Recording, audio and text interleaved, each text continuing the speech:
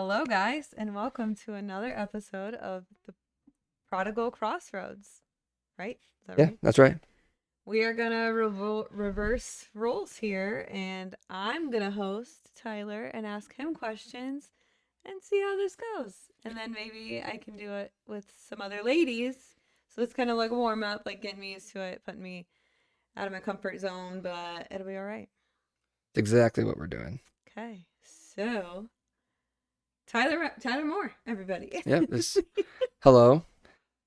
The OG. Um, Start off with how the day was, how the weather's been. Yeah. Work was easy as normal. But as the day went on, it just continued to get snowier and snowier. And I drove home at 25 miles an hour, and it took me about a half hour to get home, and it usually takes me about 10 minutes. Yeah. Country roads all the way. Because the highways were standstill. Um, so I see. it is what it is. Made it home safely. Praise God for that. Yes, So. Lord. And can't complain. Made it home to my family. Yeah. So, getting down to it. First things first, we always kind of get like the backstory, and I'm just more like interested in the like faith based stuff. So, you, you know, tell us about like your childhood, your upbringing, and how that was with church or your religion or your relationship with Christ Oh back in yeah, the day. easy. So growing up, we went to church quite often. I was a young lad. My godfather, he worked. He was a farmer. His name was Herbie Martin. God bless his soul. My parents went to church quite a bit when he was alive. To a Lutheran church. I was sprinkled as a baby, baptized as a baby, as you would say. And then when he passed away, kind of fell out of it. Going to church. That was in Pemberville. And then Oh, is that the same? Like sprinkle and baptism? Do they consider that the same thing? I would assume, because I don't think you dunk You babies. can't do immersion. All Yeah. right, Okay. so same thing. Okay. But then I like growing up, I did the vacation Bible school every single year, um, hanging out with friends and doing that kind of stuff. I lived in small town, so like everybody went, small rural community, and so then when I was in middle school, I did catechism at a Methodist church, went through all that, and then high school years, for the millennials that are listening, Young Life was big part of my life. The college kids, Mike, Jake, Julio, they played a huge role in my life. Kept me out of some dark times, and that was a fun weekly thing to always look forward to. And it was right there in town. Everybody hung out, Mm-hmm. and through that I met friends to eventually meet you through that way. Um, and then I went away in the Marine Corps, kind of fell away a little bit, but here I am now. Um, trying to be a disciple for Christ the best I can be. But I imagine we'll get into that just a little bit later, like the deeper stuff. But yeah, Yeah. it was fun. Young Life, like I said, it was huge to have like three really good guys, and Becky too. She was a woman, and like the fun things that we did with um the games we played, the things that we learned, the friends we got to meet, and kind of like I'm still friends with a lot of those guys today. I don't see them that often because we all live in different parts of the country. But it's I still hold those friendships today, and it's pretty awesome. Mm-hmm. Yeah. So like the younger days, like the catechism and stuff. How would you explain what that is, and like what your biggest takeaway from that would be? Quite frankly, I don't really remember too much of it. Like I think there's only three of us in the class. It was myself, Olivia. She'll probably listen to this. Crosby. You've met Crosby. And I think there was like two other people, and it was at the Methodist church by my parents' house, and it was like a weekly class thing where we went in and went through the Bible, took like a test at the end, and Did you have did a like a little. mentor? No, not really. It was just going through and like going through, progressing through the Bible. So, I mean, I did all that. Like I said, I really don't remember. I think I was like 13, 14 years old. I know both my brothers didn't do it. I was the first one to do it and the only one to do it. But yeah, I really couldn't tell you too much about it, but Yeah. I don't go to a Methodist church anymore. Just praise God for that. Yeah. So when you were when did you guys like or when did you I guess stop really making it a priority? Like was it when you joined the Marine Corps that you kind of just let go of anything? Yeah, like when I mean, like my young life years, through high school, I never really went to church. It was just hanging out with the dudes from Young Life, like, but So is that why you went, you think, for the socialization? Like no, like we still learned quite a bit of stuff, and I but was it enjoyed it. personal or was it just like, No, oh it was yeah, I like personal. Like, God? I mean, it was it's topical. It wasn't like anything Yeah, in deep nothing deep. like you and I do now. But it was topical. Like I said, the Planting friendships, seeds.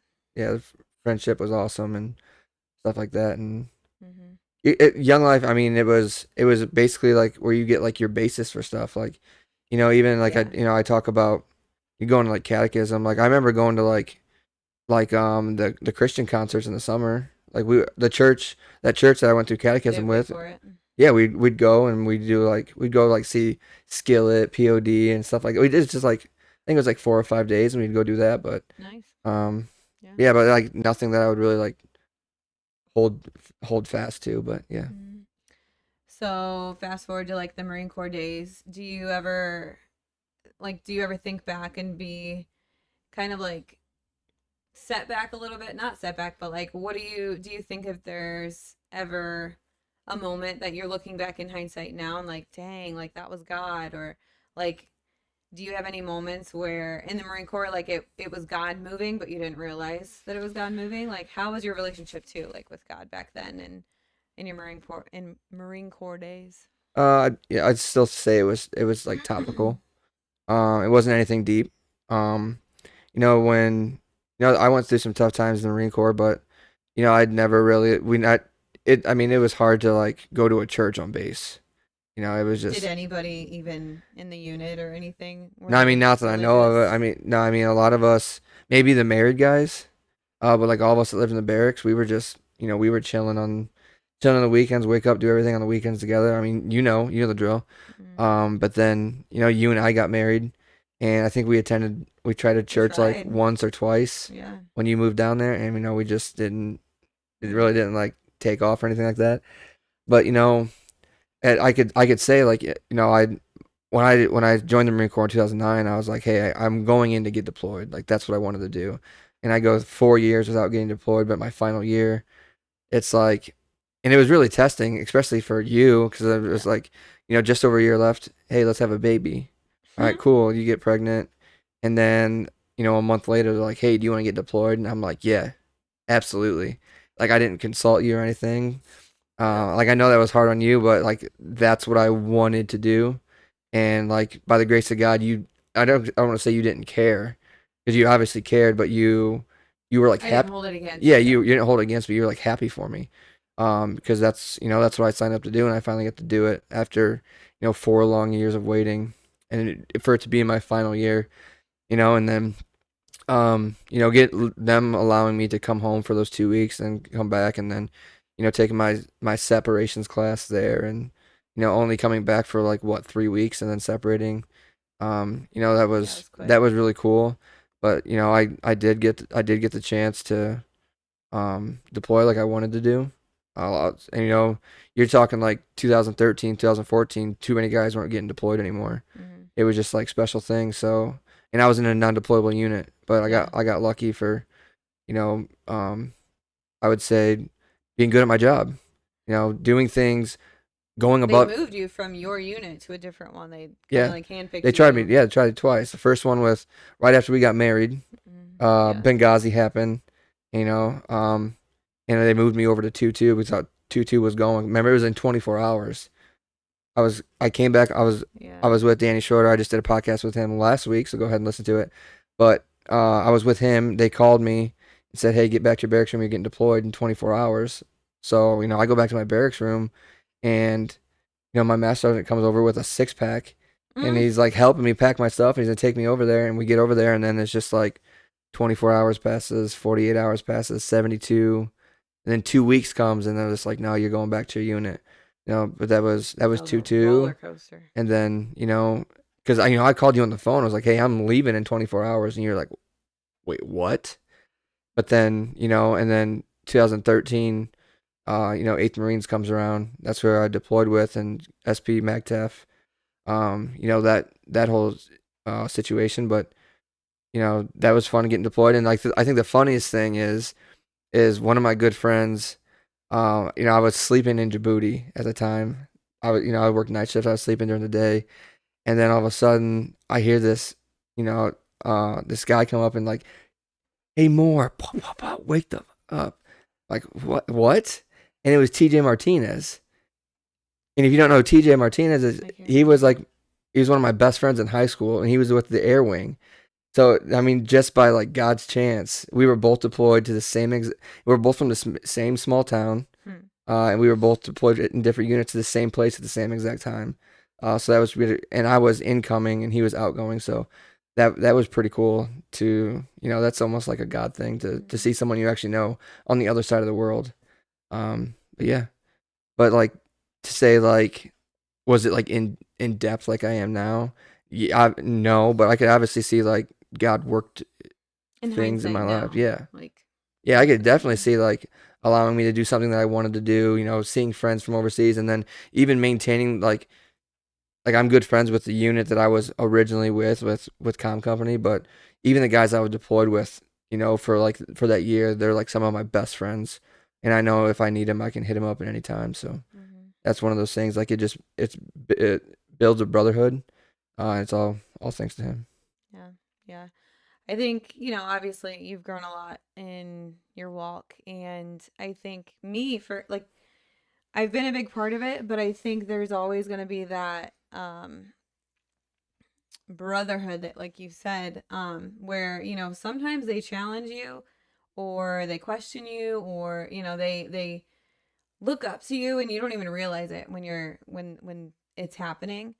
But what do you think? Like when I moved down there, we, I was raised Christian. Like I was always very strict and just very, I don't want to say like good girl type of Christian, but like I didn't have a potty mouth. I wasn't drinking. I wasn't like a partier. And so what do you think was like the hardest thing to like introduce me to that type of way in the Marine Corps? Was it challenging at all or?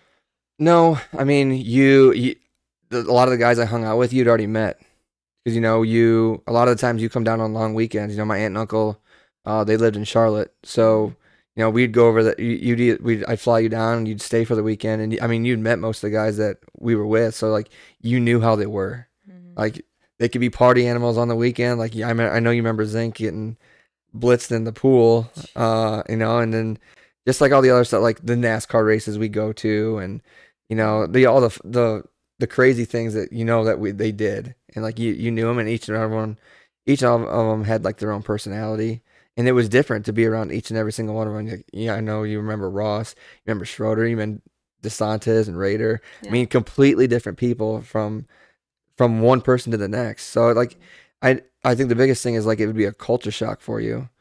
Because like Yeah, like for me, I know yeah, I how mean I you feel you about got it, married but was it? when you were 19, you moved down, but it really wasn't a culture shock because like I said you knew most of those guys anyway. I didn't have to change much. Like I already didn't cuss around you. I think that's the biggest thing. Like I learned like that flip of that switch. Mm-hmm. Um, Yeah. I try not to do it now at all. But always around you and the kids. It's always like there's that switch. I just don't do it. Mm-hmm. And I know I should be better about doing it when I'm not around you, but it's just one of those things. But yeah, like I think that it wasn't hard to introduce you to anybody or try to do anything different because Like it didn't feel awkward to you. no, Like the. I mean everyone knew how I was, who you were, basically, like I said, and you understood. Even with you growing up in like the with the foster system, you knew so many people have different personalities, but then like when you come down and like you said, you'd met most of these people from across the country, and how each and every one of them are completely different. Mm-hmm. But we all meshed together because we all had that commonality. It wasn't hard to introduce you to anybody. Nice. Yeah. I think we've talked a lot about the Marine Corps days and your deployment. I actually was going to ask you about that. Like, what if there was ever a time in that point where you did you ever look to God through those days? Like, was it ever really hard? Were you ever in like a low funk or anything like that where you're just like, God, I need you, like anything like that? Or was that later on? No, that's later on. I mean, I like I said, I wanted to get deployed. That's what I signed up to do. So So the days never dragged. You weren't like, ah, no, this man, just I'd like sucks. Like, no, it like was a good I deployment, ran, good experience. I ran COC night shift, crypto. Seeing UAVs, everything like that, and like it was entertaining. You get to see things a lot of people don't get to see. You get to hear things a lot of people don't get to hear. Mm-hmm. Like from intel to the spec op guys coming in and talking, and people from other countries coming in the morning. Being in a COC, listening to JSOC and all those kind of stuff. Mm-hmm. It's very intriguing. Like it was never like a dull day. And then when we getting ready to come back and we went over to Europe, like being able to do a couple things on Little, like to experience like Spain and stuff like that. I took my separations class in Rota. I mean, that stuff was pretty cool to see. Oh, Croatia was the other place, right? No, that was with my job outside the Marine Corps, but What? yeah. Okay, my bad. No, but like Spain, like getting like getting to experience like And the when you the eat the the weird food. different culture, like like the one time I was like, "Oh, I'm going to buy a large t-shirt in Spain," and it would be like a small here. Yeah. Like Americans and Spaniards are complete two different different types of people. Just Yeah. like you wouldn't expect someone from America to be the same thing as someone from like a Norwegian person where they're just huge men. So Yeah. yeah, no, I didn't have any like really hard times. It was fun. Like I said, I made some really good friends, really good memories, and Mm-hmm. I still talk to a lot of those guys. Yeah. So fast forward a little bit. We have our first baby while you're deployed, but thankfully you were able to come home and be with us for a couple weeks after, and then going back, was that hard? Like, did you think that that was gonna be like? I mean, I guess just talk about that. Like, I don't know how to answer that, but No, was it hard? Yes. Was it hard? No. It was kind of like a bittersweet thing. Like I got to, thankfully they let me come home. I got yeah. to see the baby, see Caleb be born. And being home for 2 weeks, that was great to be actually here, not have to worry about anything else. Then going back, like I knew once I was there, the next time I was coming home, I was coming home. Done. Yeah. Yeah. So like, I went back and then I went, we did our things and I did the separations and stuff like that. And then coming back stateside, I think I was back stateside for like 3 weeks. And you were even there when I returned. Mm-hmm. Just being there for, 3 weeks and just be able to come back, like that was like not like I I didn't drop my proverbial pack. Like a lot of people say, you get to those like the last 6 months, you're dropping your pack because you're ready to EAS. Like I was ready to EAS. I was ready to get out, but I didn't drop my pack because I knew we had to finish that mission, and it was so easy to do that because I knew as soon as I was back, I was done. Mm-hmm. So by the grace of God, like that happened, and it was that was Seems really like a lifetime ago. it does it was that was what 12 years ago now. Mm-hmm. Yeah. So So then you get out, and we have to figure out civilian life together with the baby, and like paying our own rent and like all the adulting like without the military. How was that transition for you? And yeah, so we come back and we think we lived with your parents for like 2 weeks, right? And then I I think it was like forget. 2 weeks, and then we got a little apartment. And we during that time we had that apartment, I was working at a base salary job, hoping to get in somewhere else. And I think we were in that apartment for only like 3 months or so. Was that it? Yeah, and then no, sorry, it wasn't 3 months. We moved in there in July, so it was like half a It year. was a Yeah, it while. was like half a year. Sorry. We moved into the to our house, but like it's one of those things when you're a young kid, you make mistakes. And we signed up and we got ourselves into an HOA, and like we didn't know like what was going on, and we were obviously like the youngest couple in there, Yeah. bunch of old people, and you quickly find out how how terrible We HOAs hate are. HOA, yeah. Yeah, it was terrible. Like we kind of like went against the rules all the time because we Yeah. just didn't care. Hmm. But it's not like they penalized us for anything. Yeah, I don't even think Um, they knew. no, but it's it's like one of those mistakes where you live and you learn, and then that small job turned into a different job, and I got to travel the United States, and with that one when I was working at was it Go Vivid, I traveled to Mexico for like 2 weeks, and then I went to Croatia for 2 weeks. Hmm. That stuff was really fun, and those are cultures that you would never really expect. Like, Croatia's weird. That's a second world country. They got like the old Russia style buildings, and they take a coffee break like every hour, like 15 minutes of every hour, and but their coffees are like the size of espressos. Right. So there's like little espresso things. I'm like, Hmm. a cup of coffee is like 8 to 12 ounces, and they're like Yeah. little espresso things. So that wasn't bad. Like, it was fun making money. It was fun traveling, but that stuff gets old pretty quick. And we find that out. I imagine that'd be another question here pretty soon. It is, yeah. As the more kids we had, the harder it was to travel. So Hmm. yeah. Yeah, that's kind of what I was getting at. Like with your traveling jobs, you had it was flexible in the way that like you were home kind of regularly, but not at the same time. Like we didn't know what your schedule was going to be or how long you'd be gone for a certain amount of time, where you were even going. hmm Um, and so I think I mean, how many times did you change jobs within like a certain amount of time? It was kind of crazy at one point. No, it was. I think I changed jobs like 2 times in 4 years.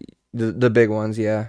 No, no, it was 3 times. It was 3 times in 6 years. Yeah, because I went from Go Vivid to DTS, which was awesome. They still, they let me set my own hours and stuff like that. And then I went to Domino. Hmm. And Domino, they were really flexible. Like, I could start my day when I wanted to, but I just never knew where I was gonna be. Yeah. Like, one day I'd be in Louisville. The next day I had to be in Chicago. The next day it was Cleveland, and Hmm. then the next And day driving. You were Indianapolis. Yeah, I driving. was driving all this. Like, they gave me a car, but I was driving, and I liked it. But like, that's a lot of drive time. That's a lot of wear and tear on a body that wasn't used to driving all that Hmm. much. Yeah. And I got to see some really cool things. Like, I always like to tell people, like, my job then was, you know, it was like one of those episodes of How It's Made, because I got to see how everything was made. Like, I got to see like how food was made, how candy, how plastic, like, Yeah. your Kind of SDR like. pipes and all that kind of stuff. I got to see how all that stuff was made. But you know, like I said, just like traveling, they were really good people too. I loved working at Domino. Like, I think we went to uh Is that the one Jeff works with you there, right? no, that was Romark. Walmart. No, Okay. but like, they did like these competitions for like the regions in the United States, and we always won. So like, my last one was, we went to Estes Park, Colorado. We got, drive through the mountains on UTVs, and you Wow, I know forgot about all seeing all this. that kind of Yeah. stuff. Like I said, they were really good people, but the driving just took a toll on me. And I Do you have a I Mazda? I want yeah, and I just wanted something closer to home, where I get to be home every single night. I almost knew every single night when I'd be home. I'm not calling you like on a Tuesday saying like, hey, I might not be home until Just Thursday. stay in a hotel, yeah. Yeah, so like that, even that's wear and tear on me, and it's even harder on you because I mean, at that point we have 3 kids going on 4, and so it was rough, but I you made it work. you know and a man has to sacrifice for the ones he loves. So Hmm. um yeah. Yeah, so then fast forward even more, and what do you think was your turning point where you're like, I just need to find like a family friendly job, and like how was your thought process from that? Yeah, like I said, I was driving, basically 5 days a week. I was gone. I was home on the weekends. And Yeah, like it that sounded was like a it. normal job. It sounded like a normal job. You know, I feel like I was getting an oil change like 3 times a month. Like, I mean, that's what it felt like. And I'm just like, man, I can't do this anymore. I just needed, and when I got out of the Marine Corps, I made it a point to put myself through school on the GI Bill. Mm. I got my degree in cybersecurity. Yeah, I forgot about that. It helped me get that job that I had. But then I was like, I want to be closer to home. And there was these points in time where, you and I, we had even looked at different places to live. Like when I first initially wanted to get out, it was You're like, jeez. Nashville. It was I possibly blocked that out. Dallas, because I'm a big cybersecurity guy. I'm really good with computers. Um, so that's what I wanted to do. And Good looking nerd. like I said, I just wanted to do something close to home.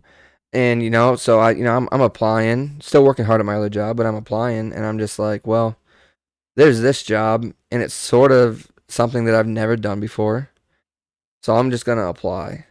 And lo and behold, they took a chance on me just because my resume was strong and my military background, and then being able to put myself through school and the ability to learn.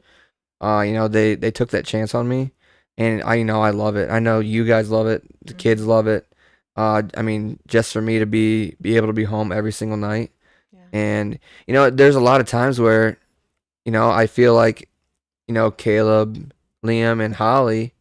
Most of those three, like I missed a lot of their key moments because I was gone all the time. And then I made it a point to, and to be home for these last two with Nolan and Wes. But you know, I always say that like it's almost like Wes loves me more, Mm-hmm. because I'm home all the time. I didn't get that that chance with the other.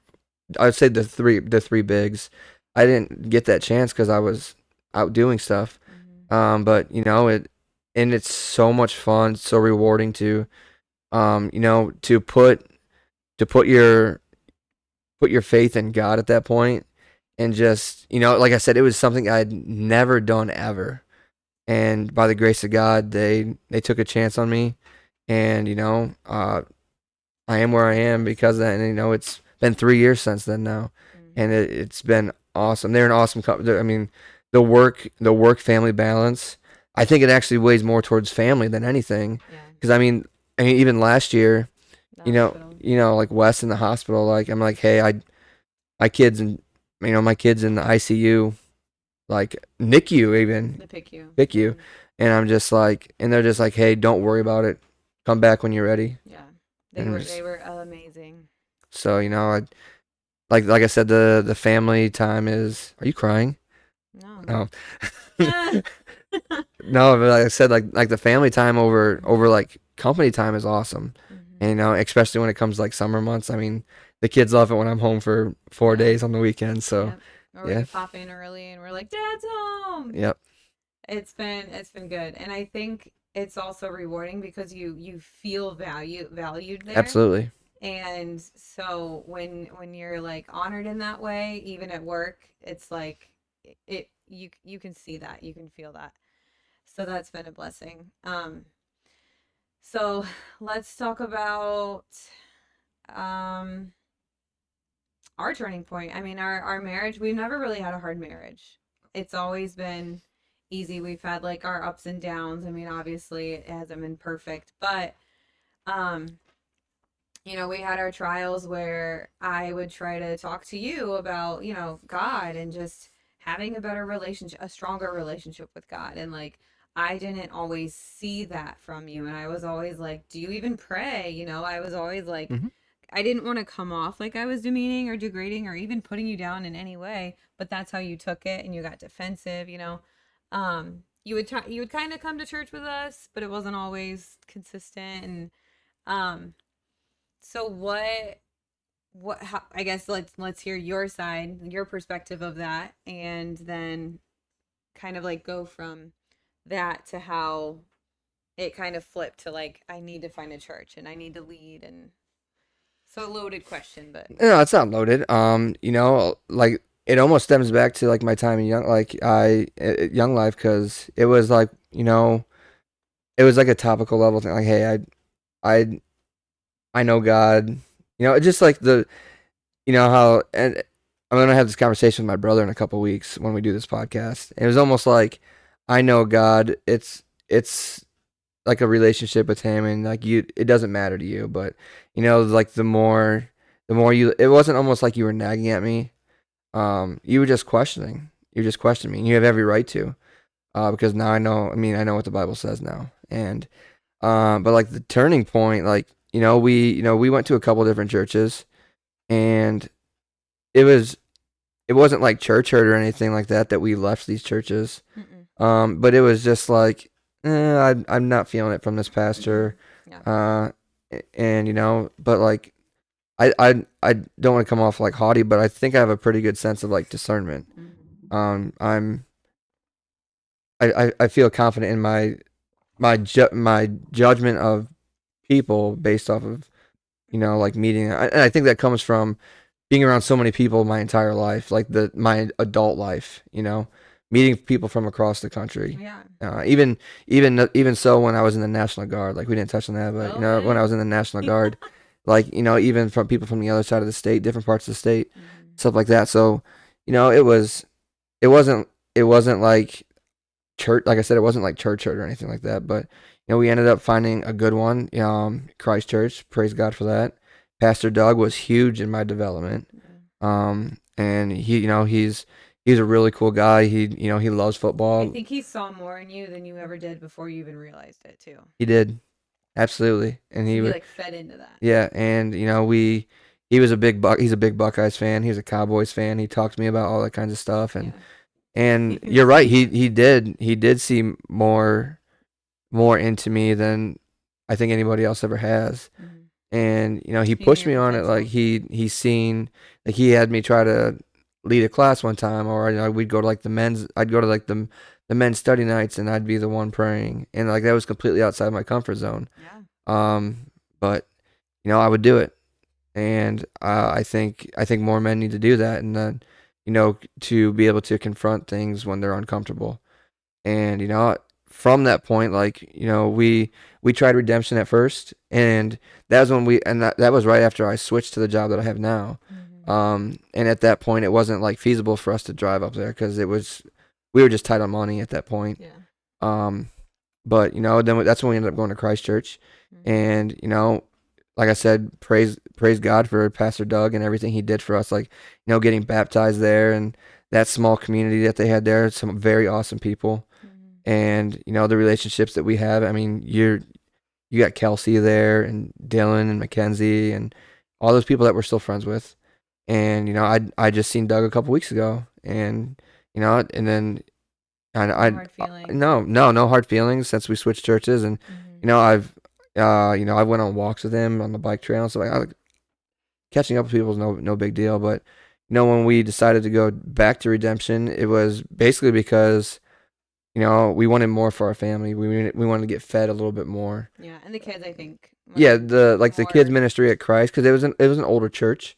It's smaller, Small, yeah, much smaller. much smaller church, but it was like the congregation is much older. Mm-hmm. So we wanted to grow in that way for the kids and for us to meet younger couples. And Mm-hmm. and that's what we did. And we went back to redemption because we know it was kind of far away, Yeah, but but we loved it. I mean, yeah, we loved it. Like Steven and Mike are awesome people, Mm-hmm. and you got your women's group and stuff now. And but yeah, just to be able to you know to grow, to see like a palpable growth from where we were, and said, okay, we're really gonna start diving into this, and then do it. It's done wonders for our family. Like you said, even though we've never even had a hard relationship, Mm-hmm. a hard marriage at all, like we never fight or anything. We barely ever even argue. But Yeah. just like the emotional and spiritual and like physical growth that you and I feel within each other, just from doing that, it's amazing. And Day and night difference. yeah, I highly advise more people to seek it out because it does wonders for your marriage. Yeah, so like, you weren't always the spiritual leader in our No, family. And no. so that's kind of like where I think a lot of people, men, I think, need to understand like what that is like. What does that mean to be the spiritual leader when and you don't even have to have kids, but like you're the head of the household, like of a marriage. If you're married or even dating, like you can still put this stuff into practice. And like, if you're serious about marrying this woman, what's your most ideal, not ideal, like practical tip for spiritually leading your family? Yeah, I mean, just dive into your, I know it sounds cliche, but dive into your Bible. I've really started doing it, and I make fun of you now because I think my streak is 270 something. Um, and it always wasn't that. But it's so much like it almost refers back to my time in the Marine Corps. Like one of the most important traits that you can have is know yourself and seek self improvement. It is like the key point in being a leader, right? Is knowing yourself and seeking self improvement. If you don't do that, you can never lead anybody else.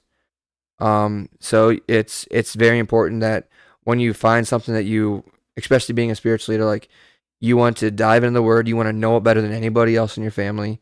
You want to be able to lead your wife because, gents, your wife wants to be led. She wants to be led. Your kids want to be led, and it's the Bible commands you to raise your kids up to know the Lord. And if you can't see that for yourself, you're never gonna be able to do it. Just like if you see something wrong with yourself, you got to fix yourself, and that's where you love your neighbor like you love yourself. You loving yourself, you have to fix yourself, so you have to fix the people around you, and that's your responsibility as a spiritual leader. You're a protector. You're a spiritual protector. You're a physical protector. You are men, like you and I talked about it on the podcast we did earlier. Men, you're responsible for the ones in your family. Yep. You're the one who has to answer to Christ. Yep. Like you're the one being judged for the things that they do. It is your responsibility to do. You hold the keys to everything. Yeah. And go ahead and do that, like umbrella analogy, like how. Yeah. So like, I like. you do like you say like, like the man is the actual umbrella. Like he's the overall protector from everything that's coming down, right? He's a physical protector, spiritual protector, emotional protector. He's the one that's, based in everything. He's the cool, calm, and collected one. But the wife, she is the one holding up the umbrella. Like she is just as important as he is, because if he doesn't have the support of his wife, he's just gonna fall to the ground. So like having you being able to support me in the decisions that I make without going against me. So that even if we did disagree, you don't do it in front of the kids so they see it. Just that support of everything. The emotional, the physical. I mean everything. Like the woman is the helper. She holds up that umbrella that is the man, and that he's doing his job as she's doing her job, and then the kids are just the fruit that are protected on the bottom. And it's the closer you, like you said, the marriage triangle, the closer you get to God, I mean, it's your relationship flourishes. Absolutely. We can attest to that big time, because I think He's the fine. the evidence of it in our marriage, even though we've never struggled, it's so clear how much closer we are when you came closer to God. I was always searching and trying to push you, but you didn't have that desire, that itch on your own. And now that like we're both, searching and clinging to God as much as we do together and yet separately, like you have your own relationship with Christ and I have my own relationship with Christ, but we also have our relationship with Christ. It's so beautiful to have that the way that God meant for it too. And so I think, the biggest thing that everybody probably is going to ask is like, what's your testimony? Like, how did you get to where you are now? What happened when you were like, I need you? Oh, you've never heard this ever, and you're like crying. I don't know that I know, and I battled this. I'm like, do I want to hear this? Do I want to be on camera? But like, you talk to other people about it, Yeah, right? I have no shame doing it. Yeah, so 2019, I know it was May 2019, and you were camping. Yeah, you were camping. And my grandfather, my last grandfather, Mm-hmm. he just he had heart surgery. He ended up having a stroke from that heart surgery. And I just um he was like someone who I looked up to, but he looked up to me as well. You know, so I'm I so just proud of you. yeah, I just didn't think I could take it anymore. So I know I went back to we lived out at the HOA. I went back to the house after a day of fishing and seeing him. I went back to the house and then, told the dogs goodbye, grabbed my bow, and I walked all the way to the back of the woods. And the dogs were just secured in the house, walked all the way to the back of the woods, right along the north edge of the woods, crossed the ditch, and had my bow cocked, and I sat on on the backside of a tree stump. I put it to my chin, and I pulled the trigger, and it never went off. Well, when I crossed the ditch, it the one of the fletchings on the bow caught, and it pulled it out. So if you don't know what a crossbow does, is if there's not pressure on that switch, it won't release because it stops it from dry firing. So as you cross, it pulled it out. So it never fired when I pulled the trigger, even though it was on fire. It never pulled. Like in that moment, like I had met God, like in that moment. Like, and I put it down. I put my bow down. Like I was never gonna try it again. Like I tried it one time, and I put my bow down, and I, I just prayed as hard as I could, and it was like in that moment, I believe that everything that happened at that moment happened for a reason. Like even as sure as I am with my weapons, and it would just for it to be pulled out by like a tree, like a little edge of a bush. That's what pulled my fletching out when I crossed that ditch from up in that tree. And in that moment, like I said, I just prayed. I cried for like I want to say like an hour, and then I walked back and acted like everything was fine.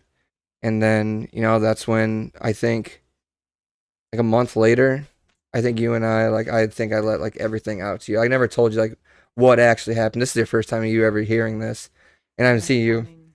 fighting tears. But it was. I think everything, like I said, everything happened for a reason, and I just knew in that moment he wasn't done with me, and I was that would have been super selfish of me. And I have so much more for these kids, and for those kids at that time, and at this time. So he's kept me here to make a difference for a bunch of people, and I guess, by the grace of God, we've seen that lately. Um, yeah, no Well, reason to cry. I'm not afraid. I'm not afraid to talk about it. But I know this is your first time hearing it because I've never told you yeah, before. it's like a little shell shock. Um, Great. I knew I shouldn't have done this. My heart's like pounding.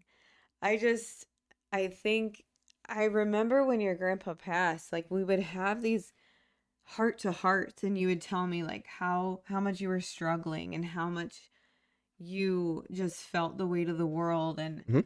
even then, I'm like, you're trying too hard to take Yeah. it on yourself. You have to meet God. And like, I tried to lead you to the Lord, and I tried to encourage you even with I don't know if it was even scripture or just, but I was praying so hard for you. And I remember even looking back in my journals from, my Bible time that I would have, and I would be praying and writing things down in my journal.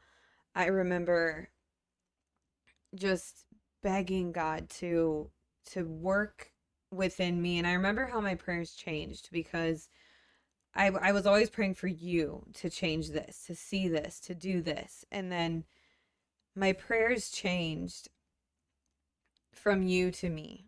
And the way that I supported you, and the way that I loved you, and the way that I talked to you and encouraged you, like I wasn't always friendly. Like I was kind of mean to you sometimes. Like my attitude and my um my responses to you, and sometimes like I was not a very submissive biblical wife. But I'm thankful that you hung on through my ugly times, and then even when I had no idea how deep that was with you, I you gave me enough that I knew something was wrong, but not to the extent that it was. Like, Mhm. I had no idea it was that extreme. And we had three kids. Yeah, you were still um pregnant with Holly. She was born in July, like right after he died. okay. So I guess you didn't know that, like, we would have a daughter, Mm-mm. and cuz I was thinking it was after that. But oh my gosh, I lost my train of thought. Shoot. I guess it's one of those things where you have no idea until it's out there. Like, Yeah, you had to completely break down those walls of your own to even share with me that you were even fighting, like, the depression and the darkness that you were. yeah. Um so I guess, you said you met God in that moment.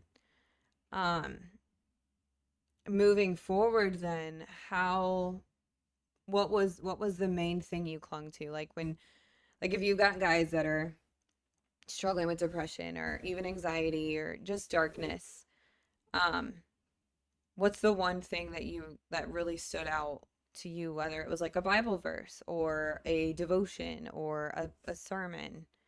Was there anything that was like a highlight? No, I mean at that point in time, like it was just that I just knew that he wasn't done for me.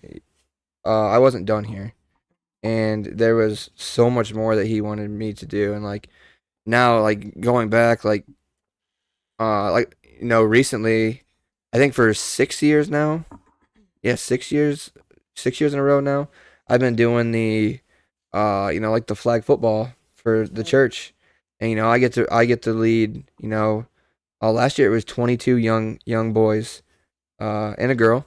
Um, Yes. I got to lead them in Christ, and that was like the big thing. Is I mean these are kids that come from all different faith backgrounds. Hmm. We teach like the core concepts of the gospel, and that's the most important thing is like translating gospel to football. Life.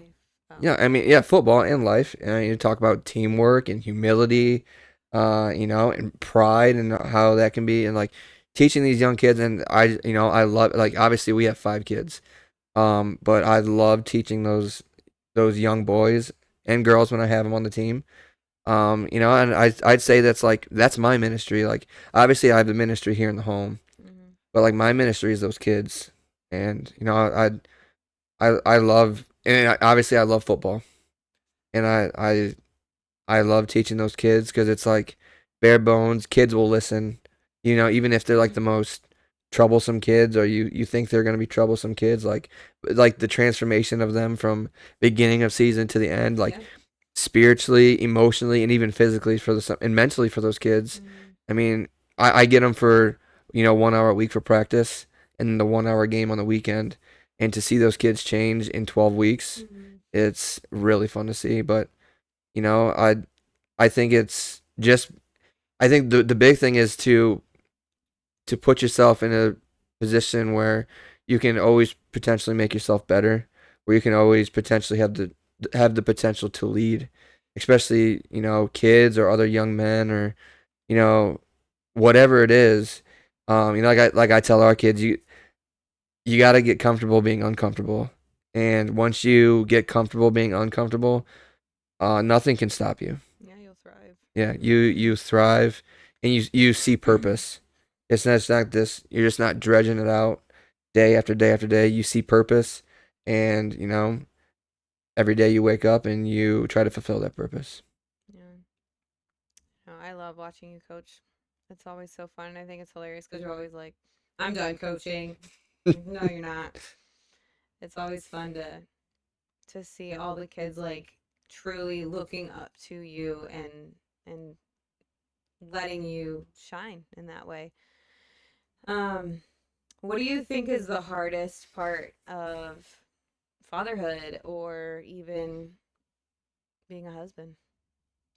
I mean, I being guess those are two different questions, I guess. Like, What's your Uh, biggest, hardest part about being a husband? uh, being a husband isn't hard. Especially when your wife listens to you. Like you said, there wasn't a time when you always didn't listen to me. But I've never been afraid to push back on you. We're both pretty hard headed, Mhm. but um, it's We respect each other though. yeah, yeah, Always been. yeah. It's definitely a respect thing, and like it's not hard being a husband because I love you, you love me, and we're one big happy family. To quote Barney, but like I don't think that's hard because waking up and loving you is easy because I know I found the right one, um, for the right reasons too. I found you for the right reasons, and when it comes to being a dad, like it can be hard. Like I said before, my other jobs like traveling all the time, and then spending different times with the different kids. Like I know it, but it's like the sacrificial love where like, hey, I'm gonna have to work long hours or do something that I normally don't like to do, but I have to because I want to be able to keep you at home. I want to keep the kids at home, not like at home, but I want the kids to be homeschooled. I want you to stay home to be able to homeschool the people. Like you and I, we live in the patriarchy, right? Yep. Um, and that's like the greatest thing. But I think the hardest part about being a dad is, you know, I think it's loving each kid in their own unique way. Yeah. Um, but I kind of get experience from that from from the Marine Corps. Like not you can't talk to everybody the same, right? And everyone learns a little bit differently. Yeah, that's a good point. And it's the same thing with like the kids out on the football field. Like there's kids that I've coached that have. I had a kid one year that didn't even know how to run, and by the end of the year, he's scoring touchdowns. Like like he's going from like a shuffle, like Mm. like a mall walker, to like catching touchdown passes, and Yeah. and I mean that would like, and then obviously you teach that kid different than you teach, a kid that's been playing ball since he was 4 years old. So and then you just extrapolate that to the kids, and like Liam, he's very lovey dovey, and Holly, obviously she's our only girl, and she's very he can be very emotional. And Caleb, he can be a hard head and a softie at the same time. And then there's obviously Nolan. But like each and every one of them have their own different personalities, and you have to love them differently. Um, and I think that sometimes dads, you know, I know I'm guilty of it, is I can be fathering one way and then keep it fathering the rest of them that same way, and it doesn't work. Mhm. Um, but I think a lot of that comes back to like, even when you go back to like Marine Corps days, is like when you talk about the mentorship program, and they say like, hey, we're gonna assign you a mentor, and they're gonna mentor you up to be an NCO in the Marine Corps. Well, I didn't do that. I said I want to see all of my leaders, and I want to pick out the bad things from each and every one to not be like. Like I had Wallace in charge of me. I had Wanganki. I had Roper. I had Roberts and Smolt. And like I could pick out the bad things out of them and create one really good person instead of one really good Marine, instead of just being like, I'm just gonna follow this guy, but I don't like this certain thing about him. I could take good traits from everybody and just extract and just take out the bad. And you kind of do that same thing when you kind of learn how to talk to people that way. And not everyone can be screamed at. Mhm. Yeah. And I mean, people are visual learners. People are, physical learners. Some people learn just by reading. Mhm. So I think that's what it is. I know this is a long-winded answer, but I think a lot of it is, just loving, loving and teaching kids a certain way. Mhm. Because each and every one of them is different. Yeah. So I kind of want to touch on like the the way of our life. Like, we are very natural minded, and I'm very natural minded. And like, homeschooling and doing everything completely, basically opposite the way of the world. And, you weren't always on board with that. And so, it came down to it where like you kind of just were like, all right, fine, do what you want. Um, especially when it came to like vaccines where I was like, I don't want to vaccinate the kids. And you're like, not on that page yet, but yet you didn't force it. Like even then, I think if you would have told me like it's better, if you would have said like it needs to be done, I don't think that I would have really like argued with you, but I would have put up a fight for sure. But I think you would have had that final say. Um, but you ended up trusting me enough to where you didn't push it, you didn't force it or anything like that. And then like the home birthing and everything in our life, like what was your take on that? Because like I said, you weren't always like on board. It was very like out of the way or out of the norm for you. And so you kind of like took a chance on me with, how I would handle things and do things, like especially homeschooling. You're like, I don't know, man, are you qualified? But here we are making it work. Are you And qualified? yeah, man, I'm learning No, right I'm just along joking. with him. No, I think no. It comes down to a mother knows best. You know, being able to trust your instincts, and allowing you to trust you. Not like allowing you, but what would the word be? I guess allowing you, like, hey, trusting you to make the right instinct and to make the right decision. Was it hard for you though? No, no. Uh, I mean, you and I know a father's love is different than a mother's love, and that can be turned into like whatever you want to talk about, disciplining one way or teaching another way. But Yeah. a mom knows best, and like the home birth thing. I think that's kind of funny because you just don't want to be strapped up to to in a Yeah. hospital bed now. Yeah. Just have a home birth, and you're like 4 kids later, and we're doing it all the time now. Hmm. But I think it was the water birth, actually. I wanted to birth in the water. And you yeah. could only labor in the water at the birth centers. And they're like even forever away. Like they're not local. I mean, they are now, I think. But But yeah. yeah, it was just just trusting that you were gonna make the right decision. You were with the kids all the time, and like I said, I trusted you to make a decision, Hmm. and we made good decisions. Um, nothing's been bad about it.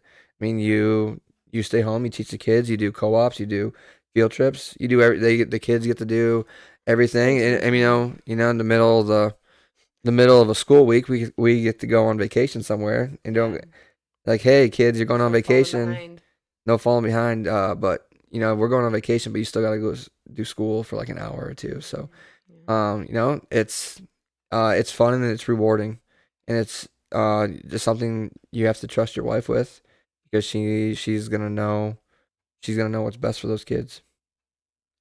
But we need the support also. Like you can't just, you've been a part of it along the whole way. So it's not, Yeah, I don't want to take all the credit because you supported me and you've stood by me. You've really, played a big part in that, even if you don't feel like it. Um, let's talk about like cooking. You, I don't know why this is coming up, but you were never chicken and rice was like our thing when back in the Marines, yeah, and I think even then, like you kind of knew how to cook, but like you'd be like, I'm gonna throw this together, and it would be like a tortilla shell with cheese, and I feel like you even threw noodles or something in there. Like it was whack stuff. yeah. You go from that to like cooking us gourmet meals now and smoking all these meats, and it's like 5-star stuff. Like how did that happen? What came to be this cooking fanatic stuff? Yeah, I don't want to eat like a normal white person. I don't want I don't want bland food. I like seasoning on my foods.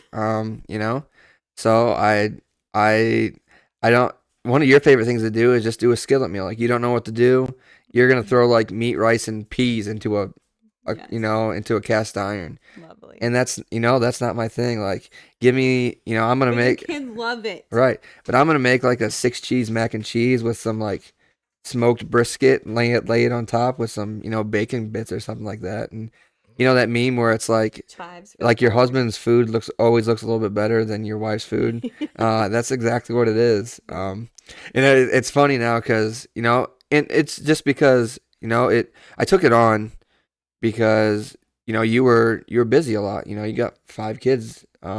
Sometimes I think it was actually when I had morning sickness. yeah. Was it with with Nolan maybe? That's Well, it when we wasn't so really had to much step there, it but up. like our living situation before we lived in this house. Now, like we lived with your parents, and thank you for letting us live there, but their food's kind of bland. Um, They had to be to accommodate the in-laws. yeah, so it's um, I like I said, I like seasoning on my food, and I like to smoke food. I like to try different things. Mm-hmm. I was just I'll be scrolling, and I'm like, hey, does this look good? And you're like, yeah, let's try it. And And by you let's try know, it, I mean you make it. yeah. So we make like a wet Italian beef sandwich. And you're like, Yes. dang, this is good. Like, how did I go 31 years without eating this? So good. So it's just fun things to try. The kids don't always like it, but you and I like it, and Mm-hmm. it's a fun thing for us to do. But You like enjoy it. I but mean, like you're I good said, at it's it. like when you were either morning sickness or you've had a long day, and I get home from work at a decent time. And you're like, what's for dinner? And I'm like, I have no problem cooking something. mm-hmm. We do football foods. I like to do those kind of things. Yeah. But yeah, it's like I said, I do like seasoning on my food. I don't like plain Jane stuff. Yeah. Um, so I mean, I'm a sucker for a hot dog. I love a good ballpark Frank with some coney sauce. But I do like Beans in it, right? yeah, but like I'm not opposed to like some like supreme nachos trying something new or anything like that. So Now like let's expand it, even yeah, actually. even like something as crazy as you want to go into labor because you were like 2 weeks past, and I'm gonna go to the store and make some eggplant parmesan. Yes. Never done it before in my life, and turned out to be pretty good. It was really good. So So much I wanted it for my birthday, too. yeah, so I mean, it's been fun, and I think it's a life skill that everyone has to have. And Caleb, he's big into cooking. Baking, too, yeah. Yeah, so you don't always have a woman there to cook for you. Mm-hmm. So, and I'm just showing the boys that they can do it too. Yeah. It's not always the woman's responsibility. Yeah. I was going to ask you that. It's not always the woman's responsibility. And like dishes, too, you take it upon yourself to pick up my slack and do the dishes and like the household duty, vacuuming. I think I'm like, if I see you vacuuming, I know it's like a brownie point system in your head because you do not vacuum. But we gotta close soon. I think it's been a long time. But what you asked me this, and I don't even know what I answered, but like, what's your favorite Bible verse or like your go-to Bible verse? I mean, there's been a couple. Um, Do you I need to know, pull my Bible out, make sure these are right? no, Romans 8:11. The same Holy Spirit that raised Jesus Christ from the dead now lives inside of you. I mean, Mm. you can't. Fire. That's Yeah, that's a fire line, dude. Like, if you ask me, Romans 8 is the best chapter in the Bible. that's good. Like the Holy Spirit, like from that point, and then like Romans 8:31, like if He is for us, who could be against us? Um, like you feel like Goku going Super Saiyan, or like you turn in like Charizard or something like that if you're a Pokemon, or like Thor getting The hammer. getting Stormbreaker when he arrives at Wakanda. It's like an overpowering feeling. And then obviously you have like just the First Corinthians 16, 13, 14. Be Mm. strong, keep faith, act like men, do everything you do with love. And then I always tell you Second Corinthians 12:10 because that was like the one that pulled me out of the dumps. Is like you know, take pleasure in your trials, your persecutions, your hardships, because when you're weak, he's strong, Mm-hmm. and that can pull a lot of people out of some dark places. Mm-hmm. But yeah, those are my go-to. Like Romans 8:11 is really good. Yeah. There's the cliche ones like Philippians 4:13, John 3:16, and Yeah. stuff like that. But um, I mean, that's kind of like what we're teaching the kids, Joshua and yeah, the, when they're Joshua 24:15. dealing with, their little doubts Liam, and fears Joshua and 1:9. yeah. Yeah. Yeah. Yeah, I mean there's a couple. But I've always said like Romans 8 is the best chapter in the Bible. It's really good, yeah. Like you Mm-hmm. feel you can And yeah, feel it you like read about armoring up in Ephesians 6, not even take that, but like on. Romans 8 when you read it, like you if you like sit there and you actually read it, like it'll give you chills. Yeah. Mm-hmm. I'm just saying, like, Ephesians 6 is before it. So you read that about armoring up, No. and then you read it. Romans is before Ephesians. Oh, Acts, Romans. dang it. Okay. Yeah. Forget that. I should know this. Um, well, okay, well, that was my bad. I mean, is there any? It's almost 11 o'clock, so Yeah. we gotta close. But is there any like final comments, or is there anything that I missed that you're just like, I thought she would touch on that? No, man, if you there's something you missed, we can always do this again. Cuz this was fun. There's plenty more we can talk about. Yeah. But I didn't no. bring up like worldly stuff yet because I want to just like have it out there, like who you are, where you came from, how you got to be, and Yeah. Yeah. Um, it's for whoever's out there listening, just remember that, you know, read your Bible. Um, soak in the gospel. If you're new to the Bible, John is probably the best book to read. mm-hmm. The divinity of Christ. Each of the That's so good. each of the gospels play a different. Each of the four gospels play a different part. The divinity of Christ is John, and then Matthew's showing how he's the Messiah, how he's the greater Israel.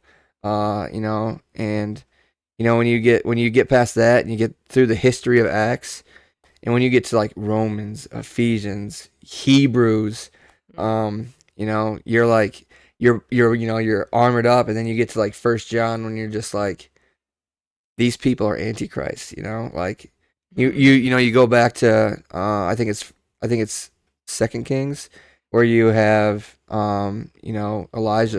Elijah against the prophets of Baal, and it's just like, hey, this is cool.